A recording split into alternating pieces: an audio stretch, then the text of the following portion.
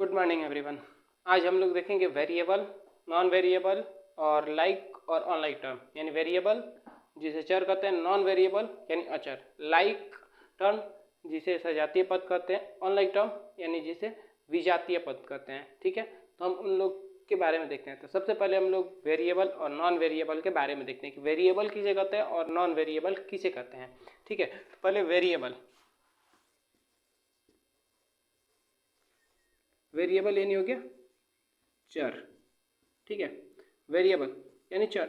हमारे पास ए से लेके, ठीक है, अल्फ़ाबेटिक ए से लेके जेड तक जितने लेटर होते हैं, ठीक है, इन लोग को हम लोग कहते हैं वेरिएबल, यानी इसे कहते हैं हम लोग चर है ये। ठीक है, हिंदी में इसे हम लोग कहते हैं चर है।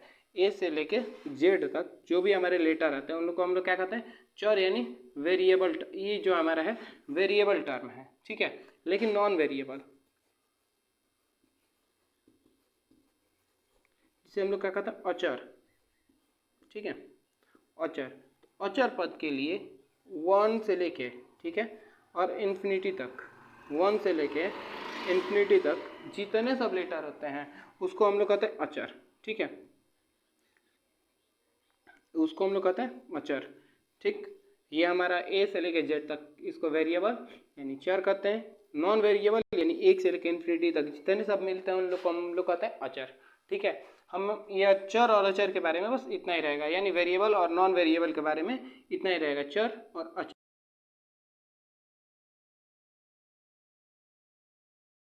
टर्म किसे कहते हैं। ठीक है, लाइक टर्म और अनलाइक जिसको हम लोग कहते हैं, इसको अनलाइक कहते हैं विजातीय,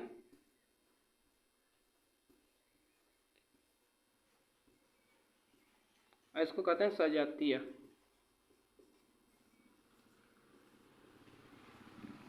ठीक है, तो विजातीय और सजातीय के बारे में देखते हैं। तो विजातीय और सजातीय किसे कहते हैं, जैसे में देखिए, पहले हम सबसे पहले लाइक टर्म देखते हैं, यानी सजातीय पद। ठीक है, तो सजातीय पद दो होने के लिए, सजातीय पद और विजातीय पद में अंतर बस इतना ही होता है, हम वो टर्म को मिलाएंगे जिसका पावर और लेटर सेम हो, वो हमारा क्या होगा, लाइक टर्म।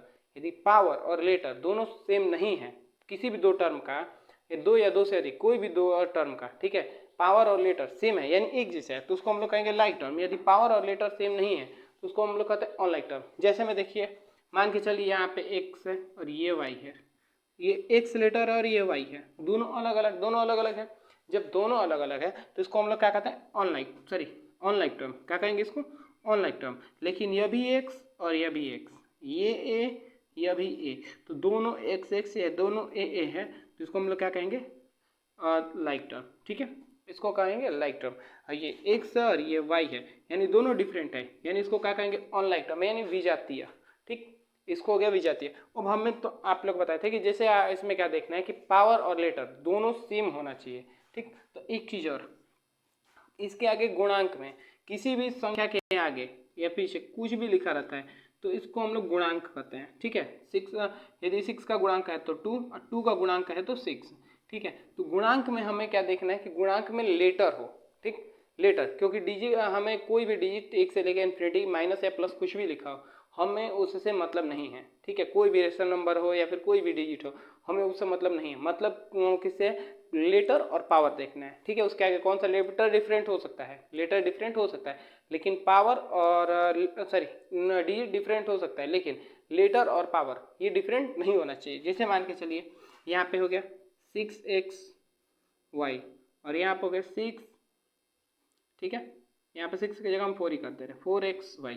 ठीक, तो ये दोनों लाइक टर्म होगा, ये हमें 6 से और इधर 4 से कोई मतलब नहीं है, ये एक्स वाई है तो ये भी एक्स वाई है, बस हमें इतना इसको इसी को देखना है। ठीक है, दूसरा, यदि मान के चलिए यदि 2x² y और इधर हो गया 2xy²।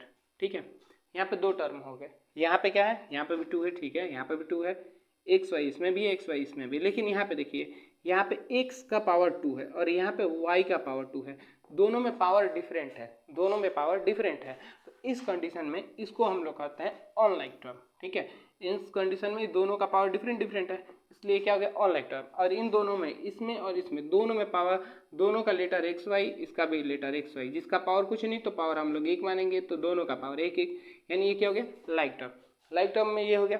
फिर देखिए जैसे मान के चलिए आप लोग के पास 2xy², ठीक है, या फिर 3xy², ये दोनों ये लेटर्स हैं, हमें आगे ये जो डिजिट लिखा हुआ है इससे कोई मतलब नहीं है। हमें क्या देखना है, इधर x है इधर भी x है, इधर y² इधर भी y² है, यानी दोनों और सेम है, दोनों और सेम है। तो ये हमारा क्या हो जाएगा लाइक टर्म। कभी कभी इस तरह भी लिख दिया रहता है, आप लोग कंफ्यूज हो जाते हैं कि लाइक टर्म है या ऑन लाइक टर्म है, तो उसको भी ध्यान में रखिएगा, ठीक है।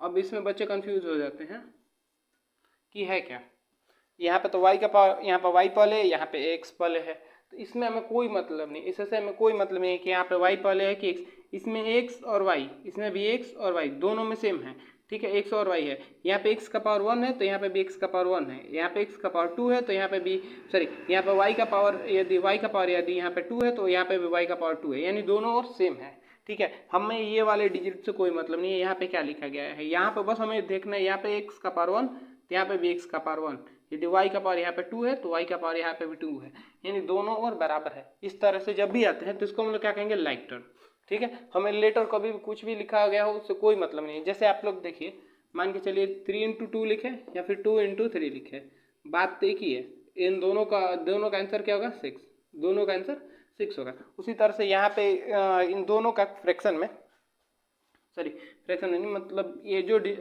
लेटर है दोनों x और y, इन दोनों का आपस में मल्टीप्लाई है, इन दोनों का आपस में मल्टीप्लाई है, x में y का और y में x का मल्टीप्लाई है। तो मल्टीप्लाई में जब लिखा गया तो इसमें कोई दिक्कत नहीं है, यहाँ पे y पहले लिख दिया गया, यहाँ पे x पहले लिख दिया गया, आंसर तो जो आएगा इसका हल करने पे एक ही आएगा, ठीक है।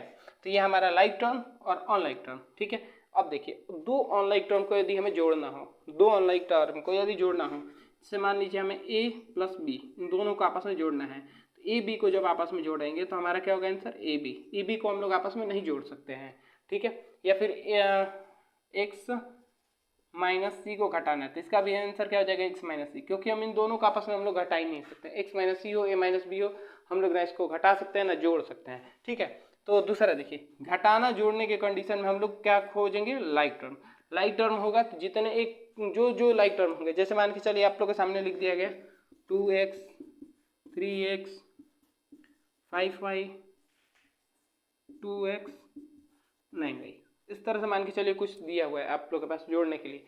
सबसे पहले देखेंगे लाइक टर्म कौन कौन से है, तो देख रहे हैं यह भी x है, यह भी है और ये है, तो इन तीनों को एक साथ जोड़ेंगे, ठीक है। तो 3 to 5 और 5 to 7, ठीक है, 7x, यहाँ पे प्लस साइन दे देंगे हम लोग क्योंकि अब ये दोनों तो जुड़ेगा नहीं, तो 9 और 5 कितना हो जाएगा 14, तो 14y हो जाएगा। यानी जो अनलाइक है उसको, जो टर्म एक जैसे लाइक में है उन लोग को एक साथ, तो जो अनलाइक है उसको कभी कभी किसी कंडीशन में, मान के चलिए यहाँ पे हम यहाँ पे 3z जोड़ दे रहे हैं, ठीक है, 3 और z जोड़ दे रहे हैं, तो 3z तो इसमें है नहीं, इसके साथ कोई 3z का तो कोई लाइक टर्म है नहीं, तो z का जब कोई लाइक टर्म नहीं है तो इसको ऐसे ही हम लोग छोड़ देंगे, ठीक है। और बस आप लोग के लिए आज के लिए इतना ही, मिलते हैं अगले वीडियो में, तब तक के लिए धन्यवाद।